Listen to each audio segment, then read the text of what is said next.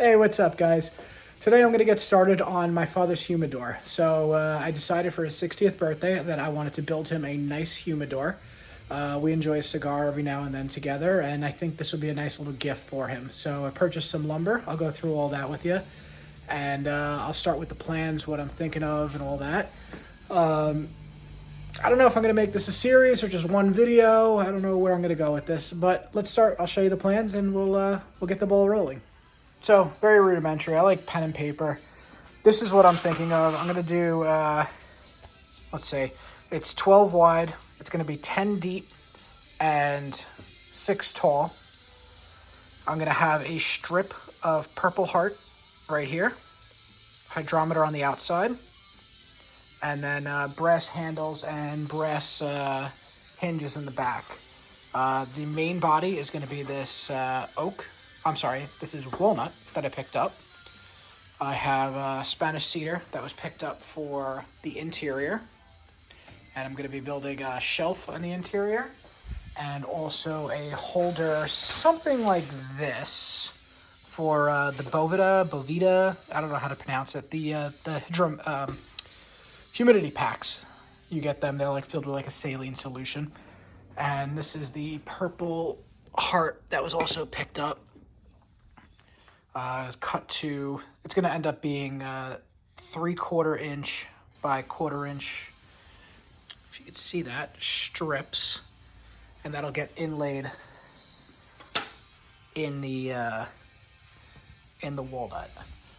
I also now have the hydrometer, hinges, and hardware. Let me take this hydrometer out just to get for a picture of what it's going to look like. Something similar to that. And then I think I'm going to finish it in like a tung oil or some type of oil. I have to do a little more research on that and see where I want to go with that. But using the Ryobi 36 volt, it's 2 18s on top with a 10-inch compound miter. And that'll be the first cut to start cutting the walnut. And as far as table saw, I have this Skill job site saw. This is also a 10-inch. I put a piece of tape on here to make this like a zero clearance. This is a really nice saw. I've done a couple projects with it so far, and I love it. You know, it's rack and pinion, very accurate, very nice, smooth, everything you can ask for in a saw. And yeah, I think that's about it. So let's get started and see how this goes. So this saw, I think it's discontinued now. Ryobi ended up doing a 1 battery version of this, the 10-inch miter with the HP series. This is not bad. I picked this up back in 2018. I was redoing my bathroom in my old house. I'm sorry, my basement and bathroom, building a bathroom in the old house. And I used this thing for cutting flooring and, you know, all the framing work and everything like that. It worked great for what it is. It's a little flimsy. It's Ryobi. Let's face it. You know, it works for what it is. You know, if I said that a couple years ago, I would have been shocked. But lately I've been purchasing a lot more Milwaukee and replacing a lot of my tools with Milwaukee things. Just the quality is so much better. I know it is obviously more expensive and all that. You can see, you know, all the green on the wall. But, I mean, this rear-handed circular saw is fantastic. And their drills are just, like, unmatched compared to the Ryobi stuff. So, as things break down, as things wear, I've been replacing them with Milwaukee. You know, I'm not hard on my tools, but, you know, projects are projects and things come up, and, you know, as they start to fail, they'll get replaced. But let's get cutting. Let's see how this starts working. So first cut's going to be this 45, just to get an idea of what we're doing here. So let's see.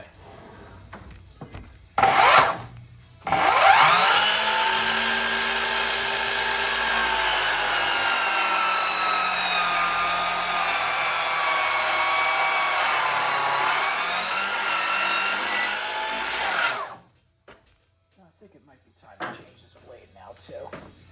Oh well. Alright, before I start the second cut, I realized that I forgot to put some sort of dust extractant down. So my shop vac hooked up, goes over there, into that guy. Yeah, so I am in a single car garage. It's 13 wide, 20 deep. So not much room, but it's not a big piece, not a big project, so should be okay. I did dial in the saw as well, if anybody wonders. I got this digital angle finder. The saw is dialed in exactly where it should be, so that's 45. Yeah, dialed in any of my tools and all that stuff, so should be good. Let's get back to work.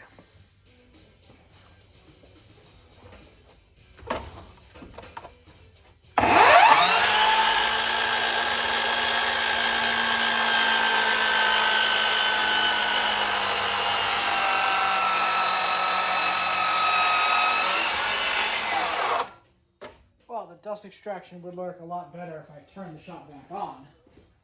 That's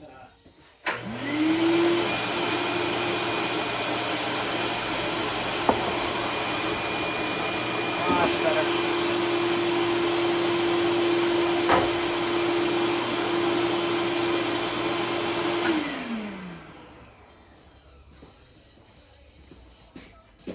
Alright, let me see if I can show this to you guys just to make sure everything's good here. This is the digital angle finder. It was an Amazon purchase. See it zeroed out. These are my angles here.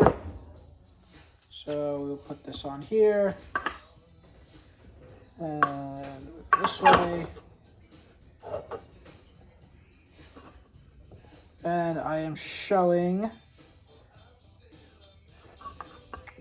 45.1 degrees on one side and 45.1 degrees on the other side. So that is good. See how well I could do this now. Should try to get a tripod of this. All right. So as I said, the sides I'm going to make 12 inches. So just measuring out 12.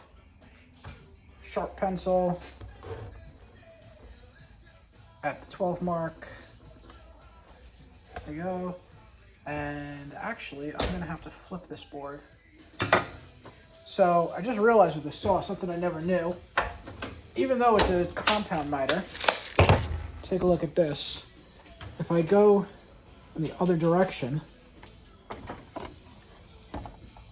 the fence gets in the way of the saw going down.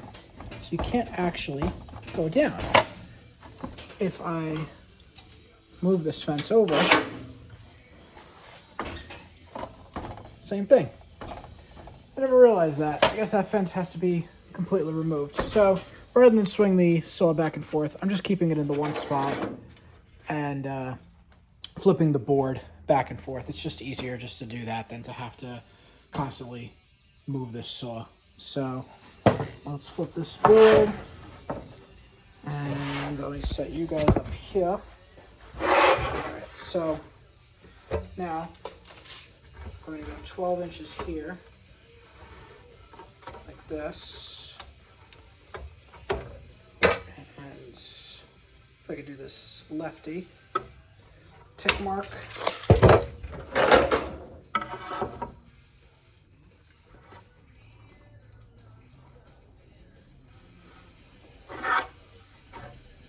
Okay, that's that. 12 inches, yep. Now this will get on here. That, you guys will go up here on the board. I'll get it just about aligned, like that.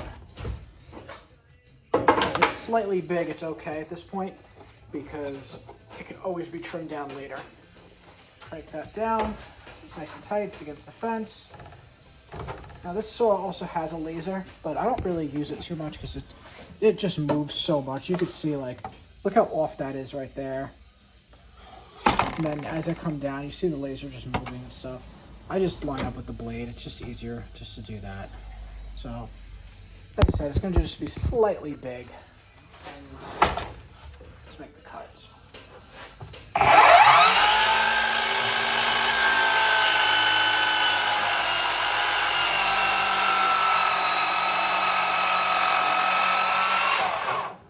And again, I forgot to turn on the shop vac, so there's dust everywhere. Great. So this will be the front and the back, just like that. You can just imagine like this, and then it'll be 10 inches between the two like that.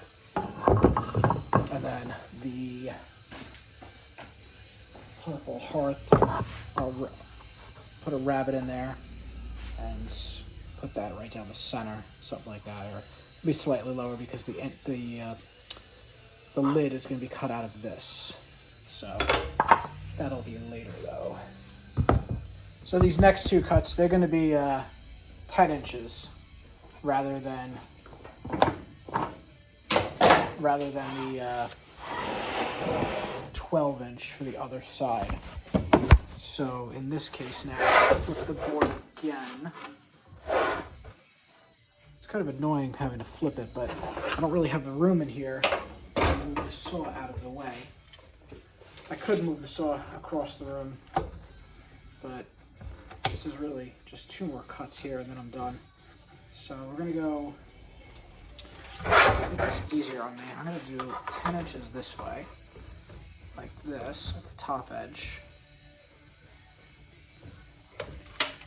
And I'll use my combination square to give myself the lines that I want here. So there, we'll move that tick here, we'll come around like this. And I'm not like trying to be exact with the numbers, like if it's greater than 10, it's fine. As long as the two boards are close to each other, that's all that really matters with all of this. Because ultimately, it needs to just be a rectangle. So, this will go down this way. That's all right. Again, we'll get it close.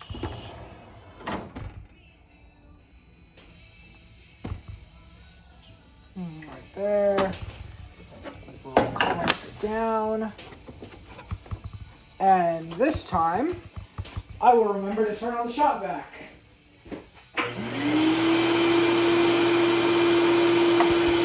Alright. Still good.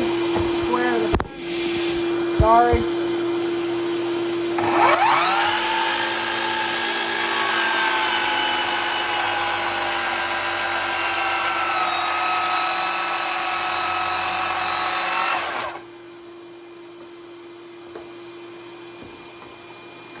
Alright. That's one of the sides. One more of these to go.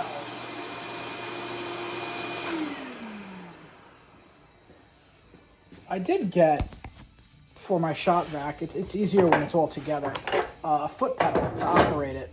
So it plugs in between the wall and the shop vac, and it actually makes it quite pleasant, especially when I'm using the table saw. Since I generally have the table saw here, I'll put the foot pedal, where is it? It is here. And then you can see the plug. So it's like that. I'll keep that under the saw. The saw will be plugged in, and then when I'm ready to use it, I'll just tap it with the foot and go. I'm working on the opposite side of the garage, so not really a big deal right now. But, all right. So same thing. We'll go 10 here. Make it a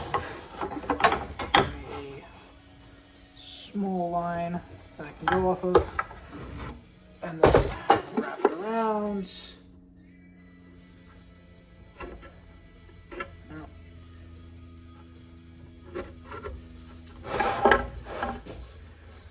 And now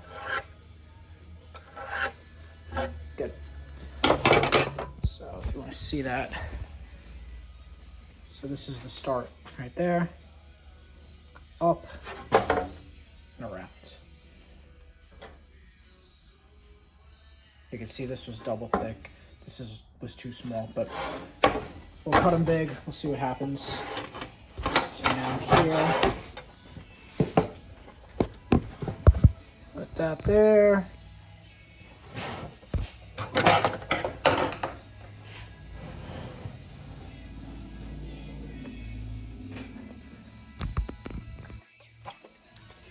Okay. Line this up. Don't like using the saw lefty either. This isn't the best. A little bit bigger. Here we go. Clamp down the workpiece.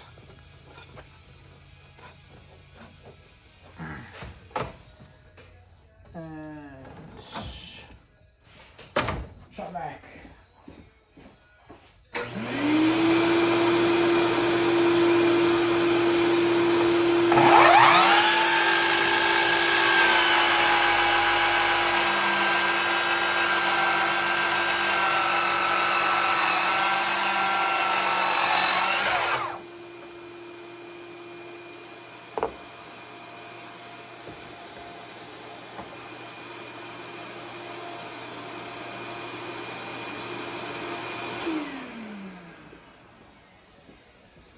All right, so now the 4 pieces are done. Let's see how it all came out. All right, haven't lined anything up yet. Just gonna see how the box looks. I really should go pick up some corner clamps to help make this easier to square up. But it's not gonna get glued up today. All right.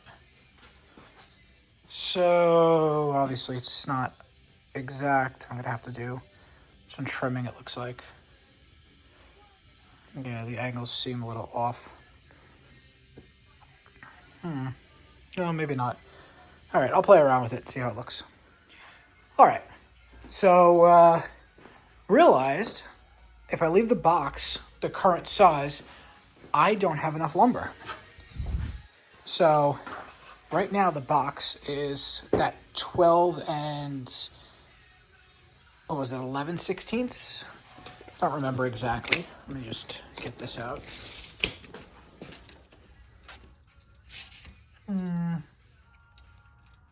Yeah.